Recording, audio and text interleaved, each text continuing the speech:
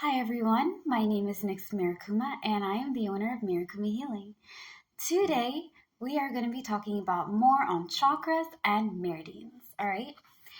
We are going to be going on about how our body absorbs energies and how it releases it, okay? Alright, so our bodies absorb energy from our surroundings, and release the energy that no longer serves us back to the earth.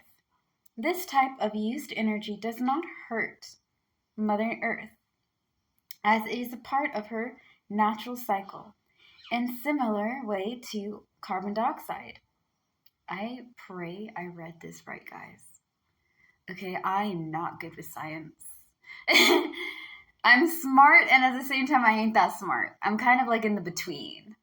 CO2, right? Released from our breathing doesn't hurt her. Everything that is alive receives and releases energy during this lifetime, recycling it. Humans do pollute the environment with their actions, but not with their energies. All right. Now, we are going to talk about our chakras, okay? We're going to start from this one, which is our roots, and carry it up top, okay? So our root is represented by the red, and it is right here. So number first, chakra, root, color, red. This corresponds with survival, grounding, primitive needs, and physical needs. So primitive, I would say like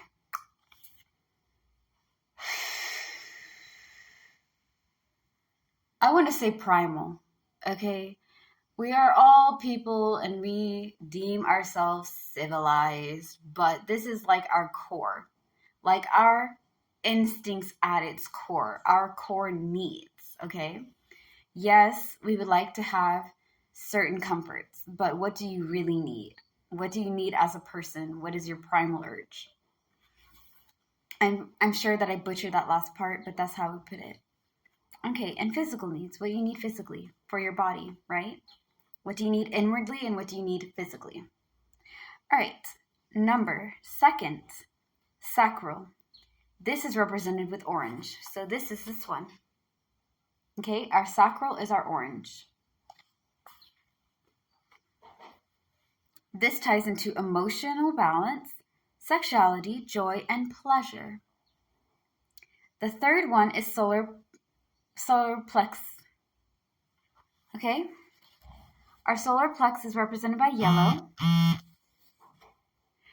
And this ties into self-will, identity, self-confidence, and manifestation. So what is our strength, our will, our power, if you will, our inner strength, our inner power? Our identity, who do we identify ourselves as? A lot of people are going to be like, well, I identify myself as, for example, Mary Marikuma, right? And I'm 29 years old and my favorite color is this and this is that. That is things that are about you. That is not who you are at your core. It's an easy question to ask. It is a difficult freaking question to answer. So, because he identifies a lot of things. You're a lot of people for a lot of other people, okay? I'm a daughter. I am a sister. I'm not the greatest cousin, but I am a cousin. And I'm different things for different people, right? In this business, I'm a teacher, a guide, a healer, a motivational speaker, somebody that gets you up in the morning and be like, yo, are we going to go over there and do this? No, we better get up. Listen, rise and shine, motherfucker. Rise and shine. We're about to do things today. We need to be productive. Come on, let's go, right?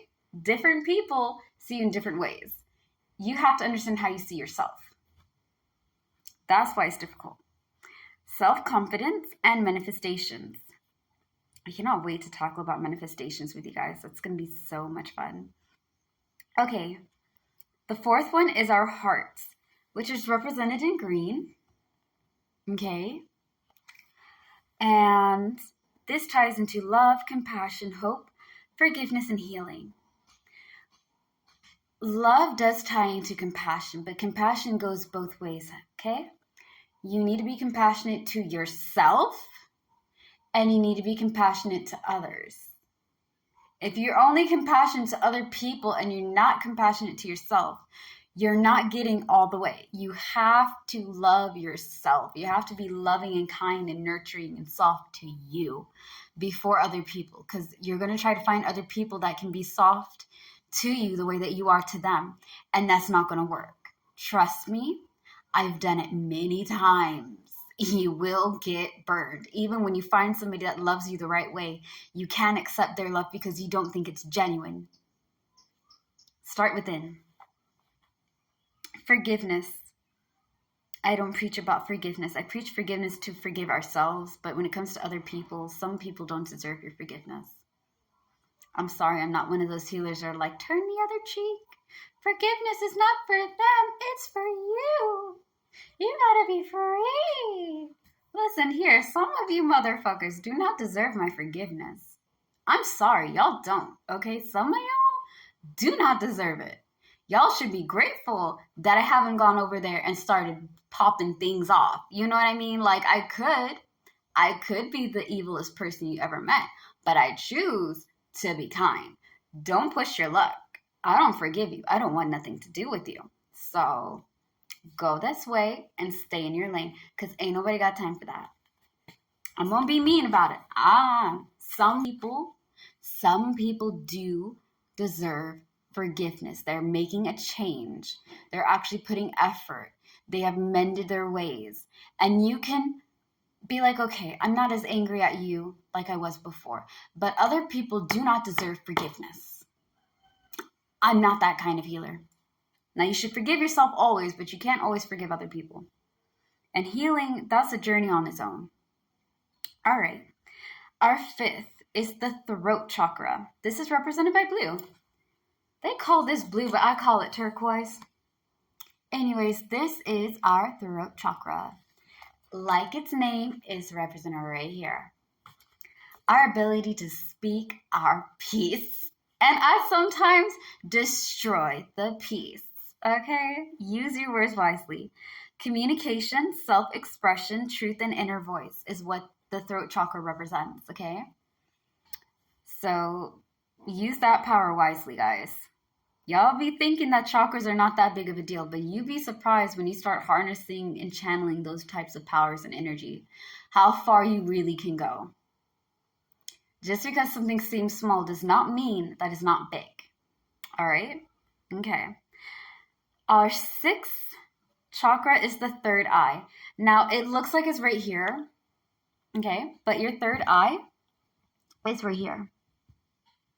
There is a part in your brain that's called the pineal gland. It's like an eye, okay? But it's in like the center of your brain. And it looks kind of like an eye. It has like a little bit of hair. And this is your third eye. This is your spiritual sight, okay? These two look, but this one sees. It sees ahead. It sees from behind. It sees in the present. It sees energies and vibrations and things, okay? This is a very powerful tool. Now, our third eye is represented with indigo, right? Yeah, okay, I got it right. Indigo. I know, I'm proud of myself. I said it right. Score 1 for the blind woman. This ties into psychic abilities, intuition, visualization, extrasensory perception, wisdom, and creativity. So extrasensory perception is like being able to see things for what they are, what they can be, and what they will be. The past, present, future kind of sight. Okay? Again, a spiritual sense, which is really weird to explain because spiritual sense and spiritual gifts happen in different ways. But this connects to that. Okay? Our last but never least, our crown chakra, which is represented by purple. Violet. This ties into spirituality, connection with the universe, and enlightenment.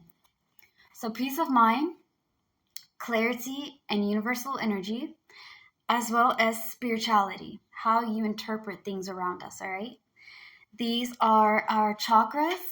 And next up, we're going to talk about breathing, meditating, grounding, and visualization. Always remember, slay the day, be happy and be gay. Peace out.